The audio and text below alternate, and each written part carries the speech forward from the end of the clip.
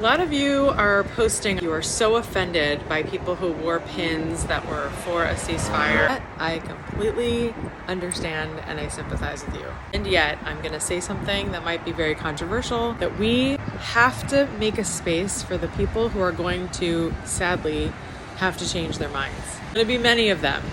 I hope that it's not too late. There are so many people who are posting, screaming at the top of their lungs that Israel's terrible and Israel is the problem and the Jewish people are the problem. For those of us who know better, who have lived in the Middle East, who get that there are jihadists who are smiling right now because they have people who they will kill on their side screaming for their rights as jihadists to do whatever the heck they want to do. We've got to come together and make a space for the people who really don't know what they're doing. There are people like Jon Stewart, like Dave Smith, who call themselves Jews even though they don't really practice their Judaism. They don't go to visit Israel, which you have a right to do because you criticize Israel and you won't get killed for that. This is a numbers game, unfortunately. There are 1.5 billion Muslims in the world. There are 2.4 billion Christians, and there are 15 million Jewish people.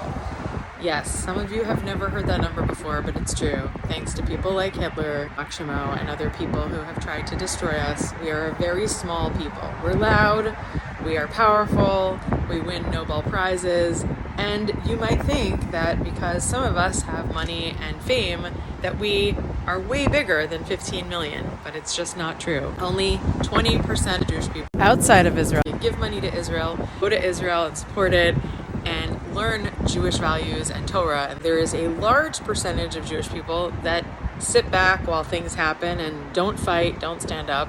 And they, unfortunately, are adding to the misery and the suffering that's going on right now.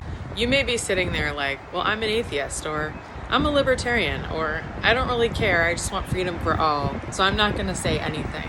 And to you I say, please join your Christian and Jewish brothers and sisters who are out here fighting the good fight in support of Judeo-Christian values, because even if you don't agree with all of them, and even if there are things that you don't like about organized religion or going to synagogue or going to church, and you even want to call yourself an atheist, there are people right now who are fighting for our right to be able to practice religion or atheism if you want to, that may lose that freedom because there is sadly more powerful in numbers religion that is taking over the world.